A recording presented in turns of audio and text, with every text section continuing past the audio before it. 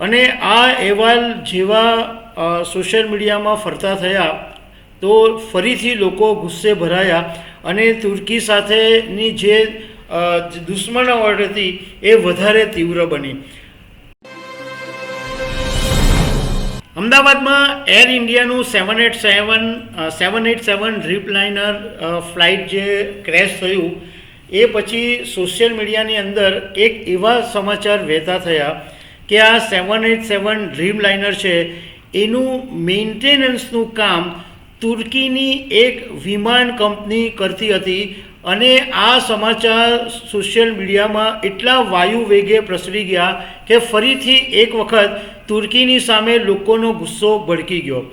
પરંતુ તાજેતરમાં ઓપરેશન સિંદૂર પછી તુર્કીને જે નુકસાન થયું એટલે તાત્કાલિક ધોરણે તુર્કીએ સ્પષ્ટતા કરી દીધી છે કે આ જે 787 ડ્રીમલાઇનરમાં તુર્કીની વિમાન કંપની મેન્ટેનન્સની સર્વિસનો જે દાવાના જે અહેવાલો પ્રસરી રહ્યા છે એ બિલકુલ ખોટા છે.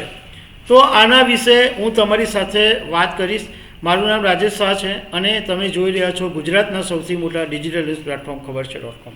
તાજેતરની જ વાત છે કે ઓપરેશન સિંદૂરમાં ભારત અને પાકિસ્તાન વચ્ચે જે સંઘર્ષ ઊભો થયો અને એમાં તુર્કીએ પાકિસ્તાનને સાથ આપ્યો એવા અહેવાલોને કારણે અને એની વિગતો સામે દેખાતી પણ હતી કે તુર્કીએ રીતસરનું પાકિસ્તાનને સમર્થન કર્યું.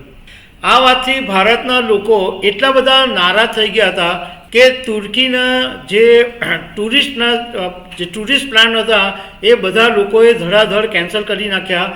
આવી અનેક બાબતો સાથે તુર્કી સાથે ભારતના જે સંબંધો હતા એની પર બહુ મોટી અસર પડી અને તુર્કીના પાકિસ્તાન પ્રેમની તુર્કીએ બહુ મોટી કિંમત ચૂકવી દીધી.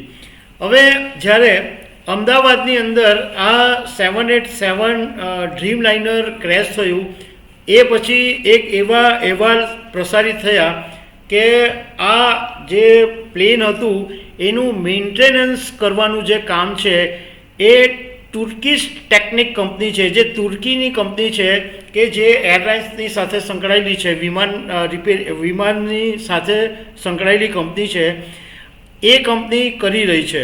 અને આ અહેવાલ જેવા સોશિયલ મીડિયામાં ફરતા થયા તો ફરીથી લોકો ગુસ્સે ભરાયા અને તુર્કી સાથેની જે દુશ્મનાવટ હતી એ વધારે તીવ્ર બની. તુર્કીની જે કંપની છે તુર્કીશ ટેકનિક, એને ખબર છે કે આમાં જો ડિલે કરશે તો બહુ મોટું નુકસાન થશે, એટલે તાત્કાલિક ધોરણે આ કંપનીના કોમ્યુનિકેશન ડિરેક્ટોરેટના સેન્ટર ફોર કાઉન્ટરિંગ ડિસઇન્ફોર્મેશને તાત્કાલિક ધોરણે સ્પષ્ટતા કરી છે કે તુર્કીશ ટેકનિક તરફથી આ 787 ડ્રીમલાઇનર વિમાનમાં મેન્ટેનન્સ સર્વિસનું કોઈ પણ કામ કરવામાં આવ્યું નથી અને આવા જે રિપોર્ટ્સની અંદર દાવા કરવામાં આવ્યા છે એ દાવાઓ બિલકુલ ખોટા છે. તુર્કી અને ભારતના જે સંબંધો છે એના વિશે જનતાની અંદર જે ભ્રમ પેદા કરવાનું અને લોકોને પ્રભાવિત કરવાના ખોટા ઈરાદાથી આવા અહેવાલો અને આવી માહિતીઓ પ્રસારિત કરવામાં આવી રહી છે જે બિલકુલ ખોટી છે. તુર્કીશ ટેકનિક કંપનીએ એ વાતની ચોખવટ પણ કરી કે એર ઇન્ડિયા અને તુર્કીશ ટેકનિક કંપની વચ્ચે 2024 અને 2025માં કરાર થયા છે અને આ કરારની અંદર માત્ર એર ઇન્ડિયાનું જે બોઈંગ 777 જે છે એને વાઇડ બોડી વિમાનો માટે સર્વિસ મેન્ટેનન્સ ચાર્જ માટે કરાર કરવામાં આવ્યો છે. 787 બોઈંગ વિમાન માટે એર ઇન્ડિયા સાથે કોઈ કરાર કરવામાં નથી આવ્યો એવો ટર્કીશ ટેકનિક કંપનીએ ખુલાસો કરી દીધો છે. અમે આજ સુધી 787ની અંદર કોઈ મેન્ટેનન્સ કર્યું નથી એવી સ્પષ્ટતા કરી છે, કારણ કે કંપનીને ખબર છે કે જો આ વાત તાકીદે જાહેર નહીં કરવામાં આવે તો કંપનીને મોટું નુકસાન થઈ શકે છે.